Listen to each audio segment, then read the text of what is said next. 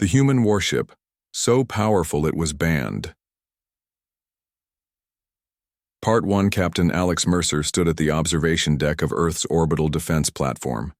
His eyes focused on the massive construction project happening before him. Hundreds of worker drones moved, like busy bees around the skeleton of what would become the largest human warship ever built. Beautiful, isn't she? Admiral Eleanor Wright stepped beside him, her gray eyes reflecting the flashes of welding sparks in the distance. The USS Leviathan, Alex said, nodding slowly. I still can't believe I've been chosen to command her. There was no better choice, Eleanor replied. Your combat record speaks for itself, and we need someone who understands what's at stake.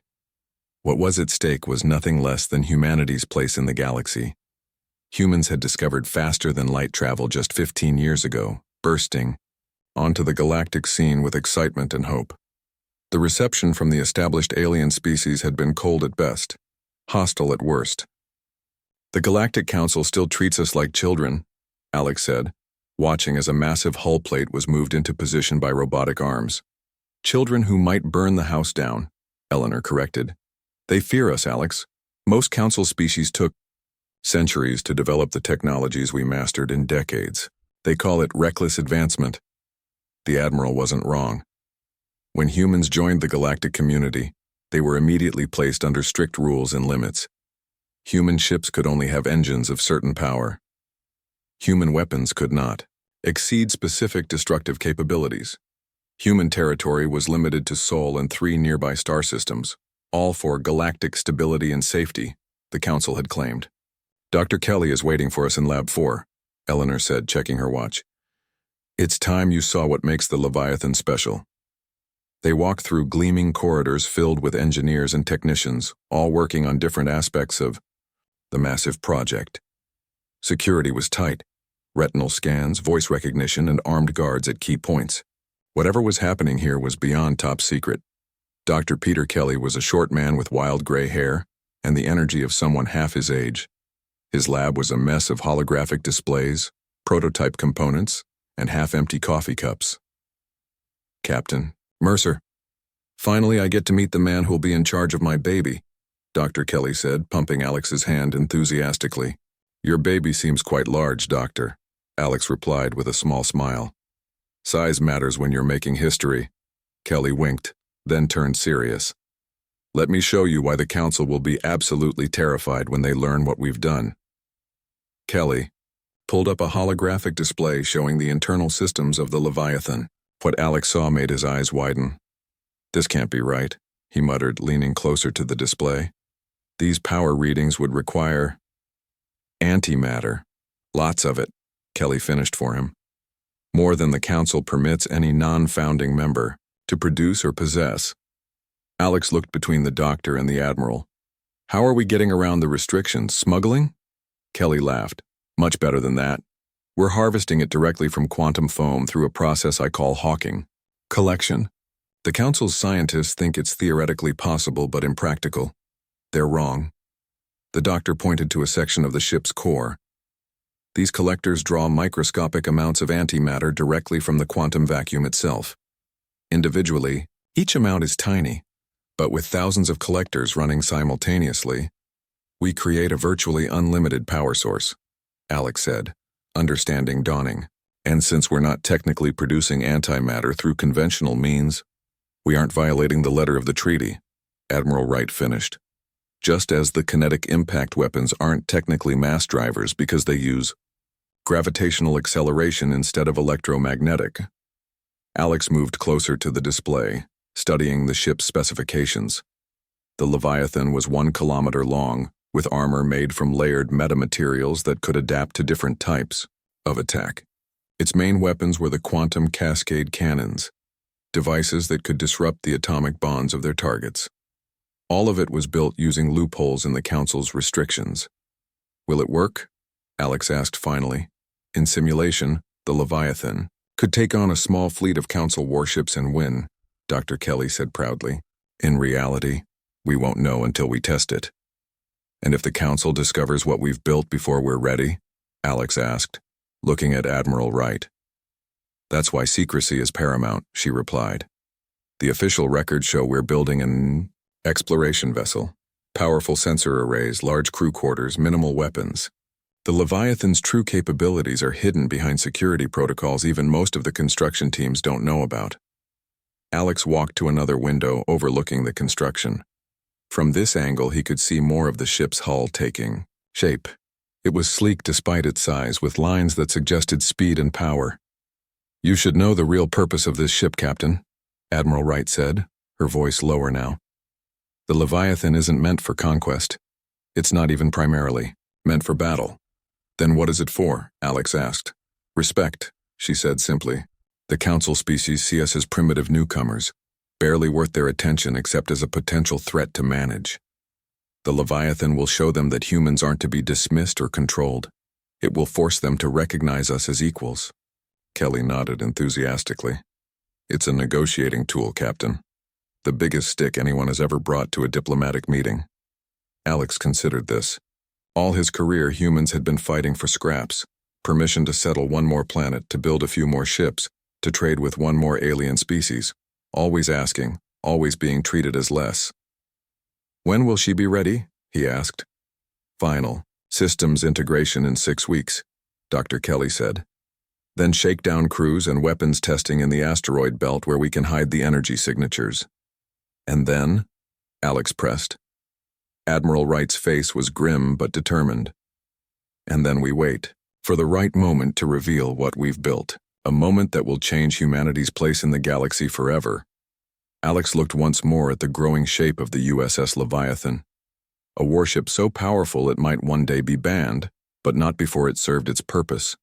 Not before it showed the galaxy that humanity would not be held back. "I won't let you down," he said quietly. "I know you won't," Eleanor replied. "Because the future of our species may very well depend on what happens when the Leviathan finally shows itself to the stars."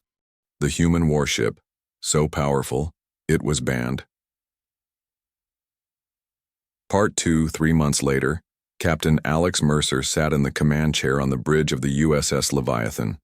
The massive warship had completed its testing phase and was now on its first real patrol mission.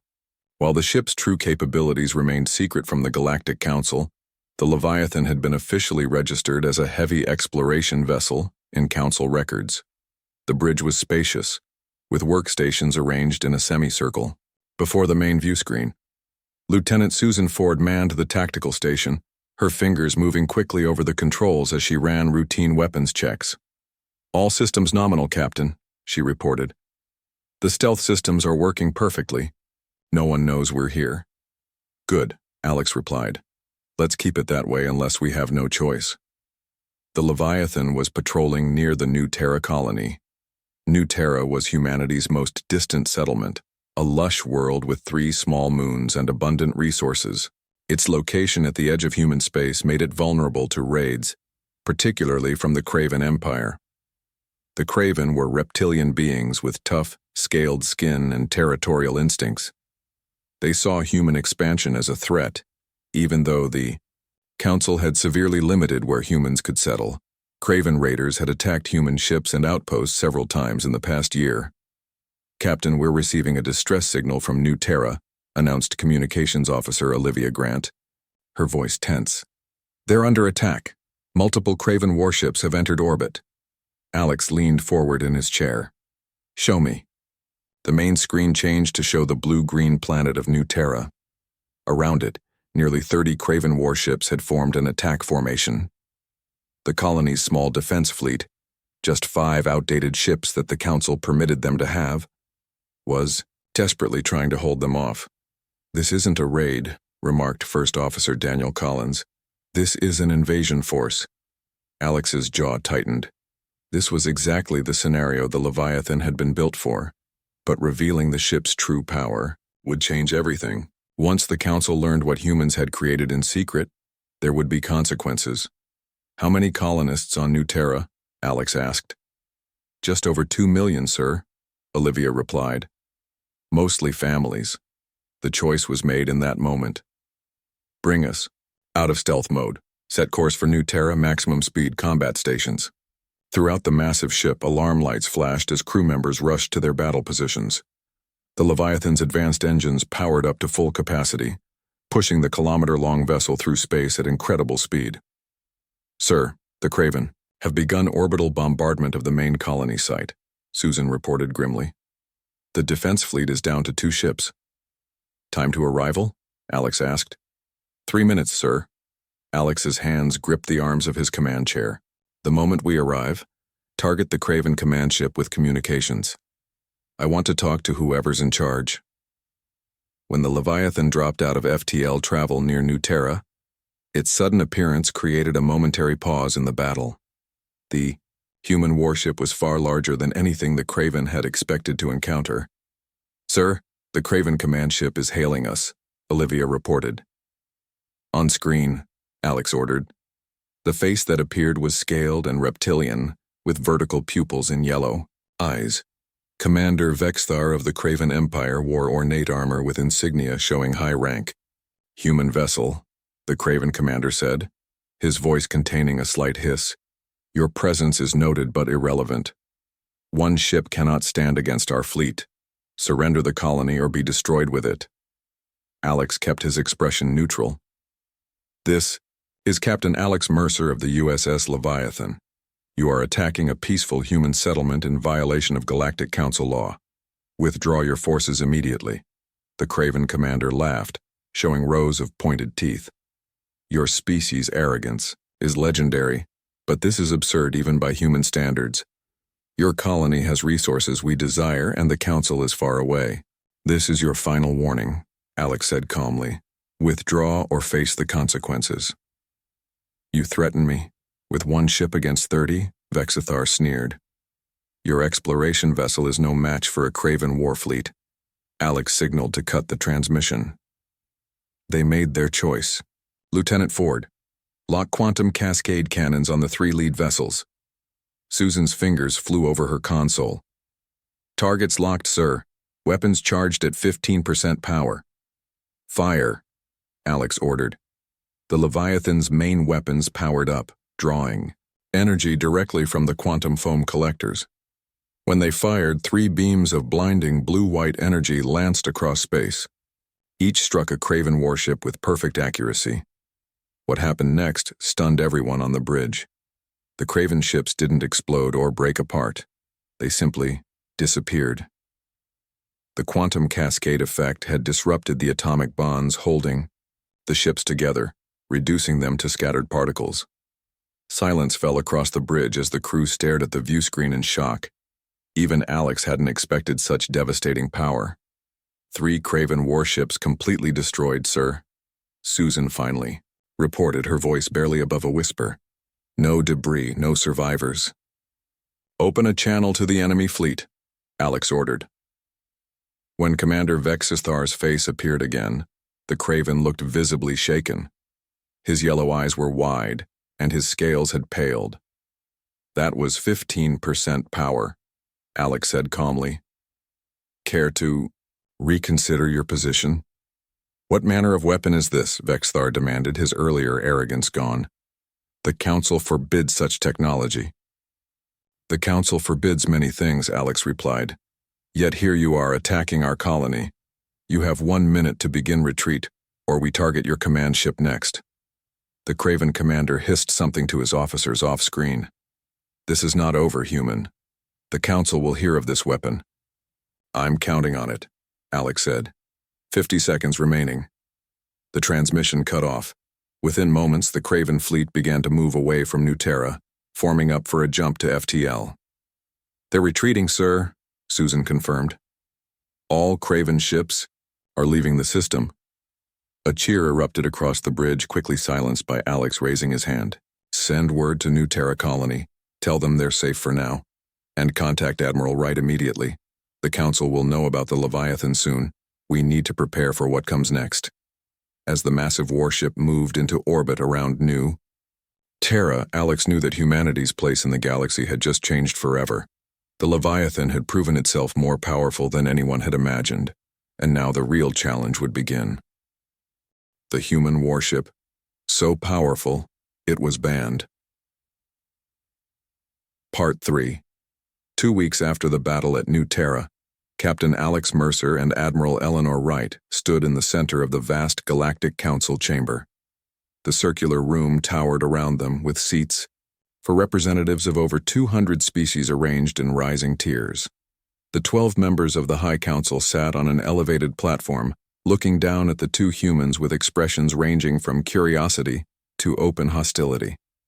Behind Alex and Eleanor, a massive holographic display showed detailed images of the Leviathan. The secret was out, and now humanity would face the consequences. The council chamber calls for silence. The Grand Arbiter's voice echoed through the hall. The elderly Valari's skin shimmered with bioluminescent patterns that indicated his neutral emotional state. As the chamber quieted, Alex studied the faces of the High Council members. Most he recognized from diplomatic briefings. Councillor Zotak, of the Phyrexian Confederation, spoke first. His 6 eyes blinked in sequence, a sign of extreme displeasure. "Humans," he began. "You stand accused of developing weapons of mass destruction in violation of your probationary membership agreement. How do you answer these charges?" Admiral Wright stepped forward.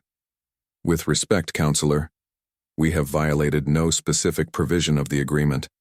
Every technology aboard the Leviathan was developed within the boundaries set for human innovation." A murmur ran through the chamber. Representative Kalara of the Craven Empire rose from her seat, scales flushed red with anger. "Through exploiting technical loopholes," she hissed. "3 of our warships were completely atomized, over 6,000 Craven warriors, gone in an instant." 6,000 warriors who were attacking a civilian colony, Alex countered calmly. A colony that housed over 2 million human settlers, including children. The Craven fleet fired first. Kalara's tail lashed behind her. "The colony sits on resources rightfully claimed by the Craven Empire centuries ago." "Enough." The Grand Arbiter's voice cut through the growing tension. "This council will establish the facts before assigning blame. Admiral Wright, please explain how the Leviathan's weapons and power systems do not violate council restrictions." Eleanor activated a control on her wrist device, changing the holographic display to show the inner workings of the warship. "The council restricted human antimatter production to 50 kilograms per year," she explained. "The Leviathan does not produce antimatter through conventional means. Instead, it harvests naturally occurring antimatter from quantum foam, a process the Council has never restricted, because most species considered it impractical." Dr. Peter Kelly had been called as a technical witness. He stepped forward eagerly. "The Hawking collectors use principles similar to Hawking radiation to extract microscopic amounts of antimatter from the quantum vacuum itself. Individually, each amount is tiny. Together, they create a virtually unlimited power source." Councillor Venra of the Asurian Republic leaned forward. "And the weapons that completely disintegrated 3 Craven warships?" "Quantum cascade cannons," Dr. Kelly replied. "They use targeted energy to disrupt atomic bonds. The Council banned disruption weapons that use artificially created quantum fields, but the Leviathan's weapons use naturally occurring quantum fluctuations, which again, was never specifically prohibited." The debate continued for hours. Some Council representatives argued that humans had violated the spirit of the law, if not its letter. Others were privately impressed by human ingenuity, though few would admit it openly. Eventually, the ancient archivist delegation requested to speak. This was unusual, as the mysterious beings rarely participated in council debates. Their representative, a tall figure shrouded in flowing robes, rose slowly.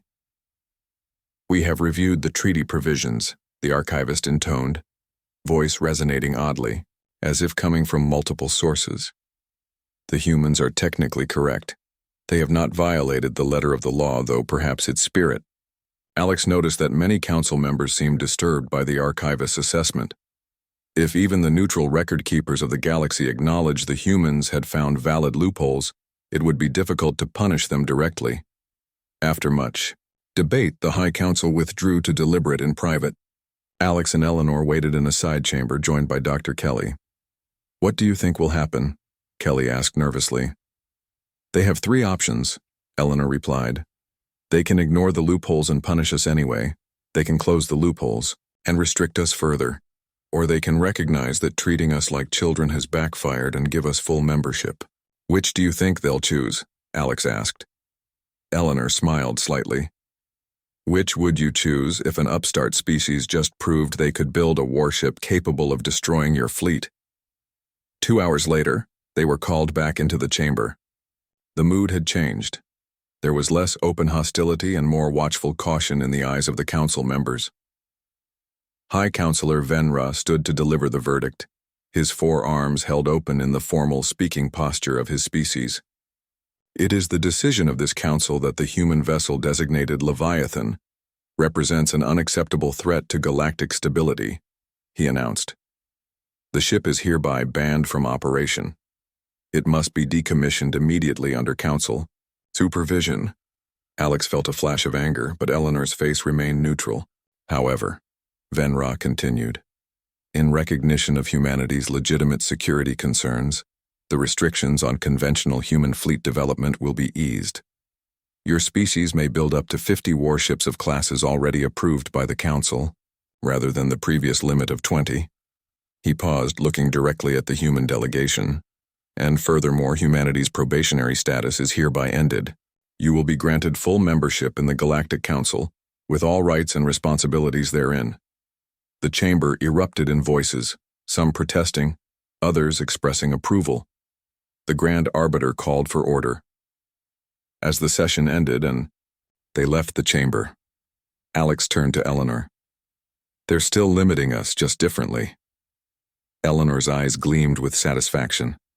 But we got what we really wanted: full membership, equal standing, access to all council technology and trade networks. And the Leviathan? Alex asked. All that work just to dismantle it? Eleanor smiled faintly. The official decommissioning. Ceremony is scheduled for next month. Very public. Very thorough. Official?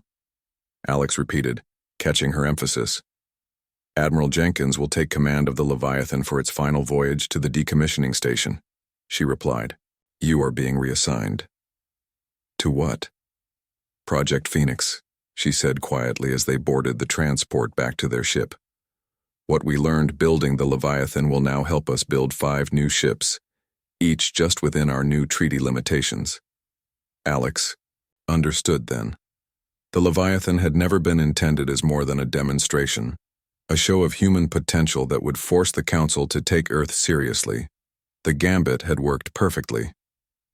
The human warship, so powerful, it was banned. Part 4. 6 months after the Council's ruling, Alex Mercer found himself in a dimly lit secure room deep within Earth's military headquarters. The walls were lined with technology that blocked any possible listening devices. Even the air inside was specially filtered to prevent sound waves from traveling outside. Across from him sat Admiral Eleanor Wright and Dr. Peter Kelly. Between them on the metal table lay several data tablets showing classified reports and technical schematics.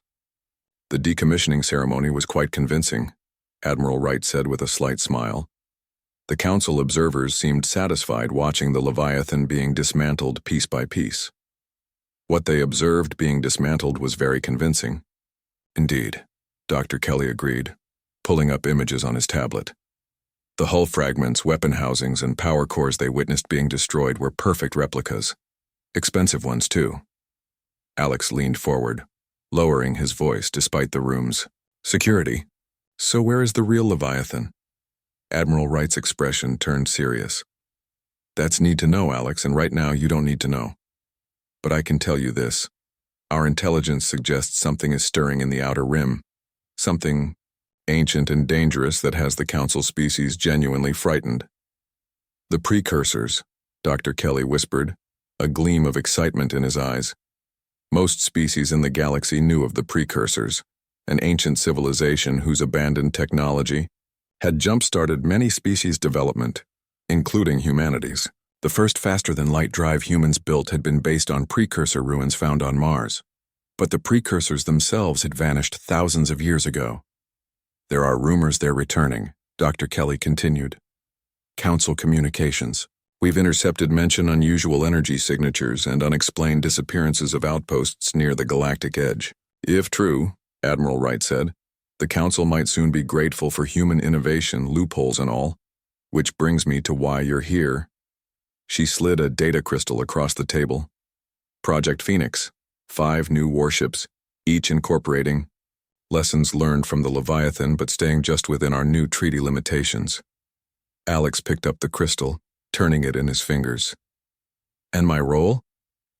Fleet Commander, Admiral Wright said simply. The 5 ships will form humanity's first true battle group. The USS Defiance will be your flagship. Alex slotted the crystal into his tablet. Images appeared showing 5 sleek warships, smaller than the Leviathan but still impressive. Each was about half a kilometer long, with advanced weaponry and defensive systems. Not as powerful as the Leviathan individually, Dr. Kelly said, but together, they represent the most formidable human military force ever assembled, and all perfectly legal under our new agreements. Alex studied the specifications. Hawking. Collectors? Smaller versions. Dr. Kelly nodded. Each ship has 36 collectors instead of the Leviathan's 100, enough to power advanced shields and weapons without crossing the line into too powerful territory. Admiral Wright stood and walked to a wall display. It showed the 5 ships in formation. The Defiance, the Valor, the Intrepid, the Dauntless, and the Resolute, she said, pointing to each one. Each built in a different shipyard to avoid drawing too much attention, each with certain specialized systems. Alex scrolled through more details. The armor isn't nearly as strong as the Leviathan's. No, Dr. Kelly agreed, but we've improved the shield technology, and each ship carries a complement of 60 fighter craft, something the Leviathan never had. Admiral Wright returned to her seat. The Phoenix fleet isn't meant to frighten the Council like the Leviathan was. It's meant to protect humanity while still respecting our place in the galactic community. Alex nodded slowly. When do we launch?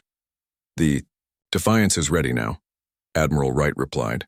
The others will follow within 3 months. Your first mission will be a goodwill tour of Council space, showing our new ships while demonstrating our commitment to responsible power. And the real mission? Alex asked. Wright's expression turned grim. Intelligence gathering. We need to know if the rumors about the precursors are true. The Council is keeping information close, not sharing with junior members like us. Dr. Kelly pulled up another set of images, strange energy patterns recorded near the edge of known space. 3 Council outposts have gone silent in the past 2 months, he explained.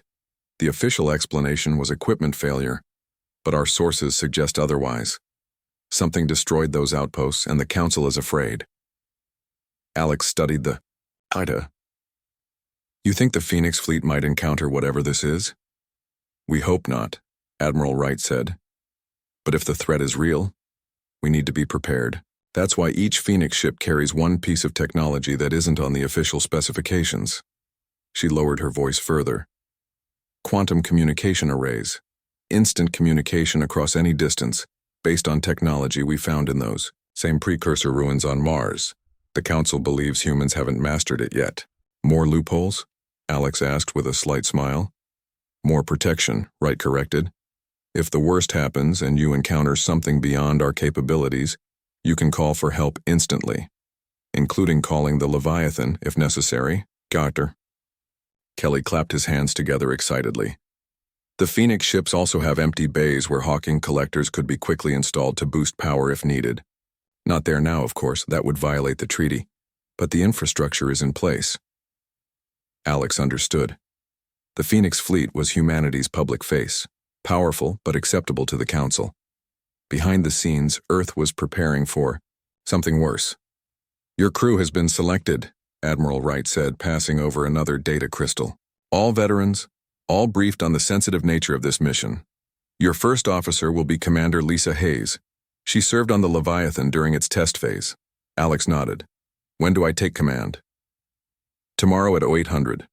The public ceremony will be broadcast across human space and to the Council, a new era for humanity's presence among the stars. As Alex left the meeting, he thought about how quickly things had changed.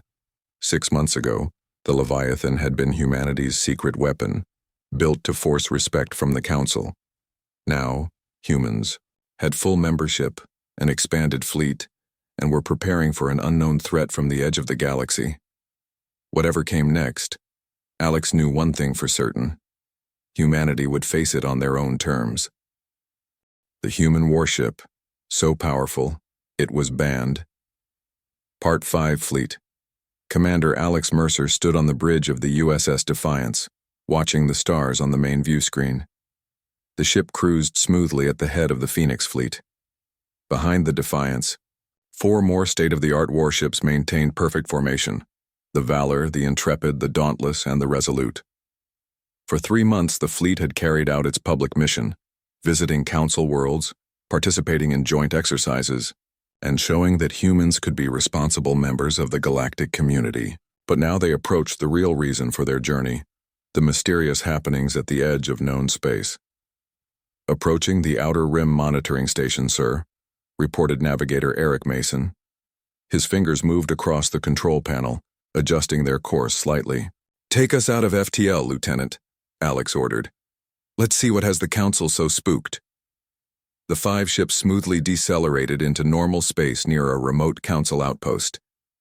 The station had gone silent 3 days earlier. What they found made the bridge crew fall silent. The station had been torn apart. It wasn't destroyed by weapons. It looked like some immense force had peeled the reinforced hull open like the skin of a fruit. Debris floated in an expanding cloud around what remained of the central structure. The scans showed no life signs. "My God," whispered Lieutenant Susan Ford from the tactical station. "What could do this?" Before anyone could respond, the ship's sensors blared warnings. Something massive was approaching from deep space, from the direction between galaxies where nothing should be. "Put it on screen," Alex ordered, his voice steady despite the tension building in his chest. The view screen changed to show something that made every human on the bridge stare in confusion and fear. It was a vast object that seemed to absorb light rather than reflect it. Not a ship in any conventional sense, but something both organic and mechanical at the same time, with strange proportions that made the human mind uncomfortable. "Size estimate?" Alex asked, his mouth suddenly dry. "Approximately 400 kilometers in length, sir," came the stunned reply from the science officer. The bridge fell silent. The Leviathan at 1 kilometer had been considered impossibly large. By human standards, this was something else entirely. "Incoming transmission," announced Communications Officer Olivia Grant. "It's being broadcast on all frequencies, all languages simultaneously." A strange sensation filled the bridge. Not quite a sound, not quite a thought, but something in between. Every crew member felt it differently, yet understood it perfectly. "Your existence is acknowledged, children of Earth. We are the architects. Your council races call us precursors. We have returned to claim what is ours." Alex fought through his fear. "This is Fleet Commander Alex Mercer of the United Earth Navy. We mean no hostility. What are your intentions toward human space?" There was a pause that felt like eternity. "Your species is interesting. Unlike the others you build rather than merely inherit. The weapon you created and then hid from your allies, the one you called Leviathan, it bears studying." Shock rippled through the bridge. How could they know about the real Leviathan? The secret was known only to a handful of people on Earth. "Your primitive attempts at deception are transparent to us, as are your thoughts." The Council was wise to fear your potential, though they feared the wrong aspect of it. Alex glanced at his first officer, Commander Lisa Hayes. Her face was pale, but she gave him a slight nod of encouragement. "What do you want from us?" Alex asked the entity. "Prepare yourselves. We will meet again when the testing begins." "Testing? What testing?" Alex pressed, but the strange presence was already fading from their minds. Moments later, the massive entity simply vanished. One moment it was there on their sensors, the next it was gone, leaving no trace of its passage except the destroyed station. "Did it teleport?" Lieutenant Ford asked in disbelief. "Or something we don't have words for yet?" Commander Hayes replied quietly. Alex sat very still for a moment, processing what had just happened. Then he made his decision. Sent. A message to Earth using the quantum array. Priority Alpha. Include all sensor data and records of the encounter. Yes, sir, Olivia replied, her fingers already moving across her console. Navigator set course for Earth, maximum speed, Alex continued. We need to report this in person. As the Phoenix fleet prepared for the journey home, Alex retreated to his ready room. There he recorded a personal message for Admiral Wright. Admiral, what we encountered wasn't just a returning precursor. It was something that knew about the Leviathan's deception. It could read our thoughts, and it seems to have a special interest in humans. He paused, choosing his words carefully. It mentioned testing that will begin soon. I don't know what that means, but I believe we need to accelerate all defense preparations, and we need to consider bringing the Leviathan back into service. Treaty be damned. He ended the recording and sat back in his chair, staring at the stars through the viewport. The galaxy had just become a much more dangerous place. 2 weeks later, Alex stood in the Oval Office of the White House as the President of Earth United addressed the emergency session of government leaders. Based on Commander Mercer's encounter, and subsequent reports from Council sources, we face a threat greater than any in human history, the President said gravely.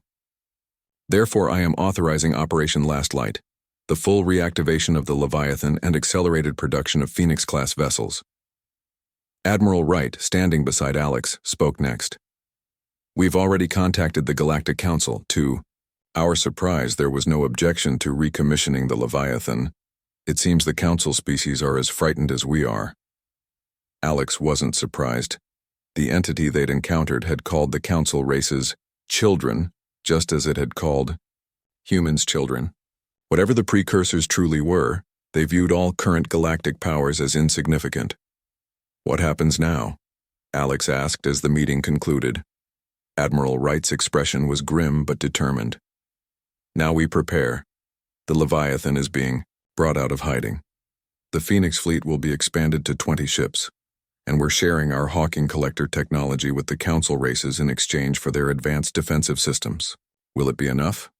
Alex wondered aloud. Honestly? I don't know, she replied.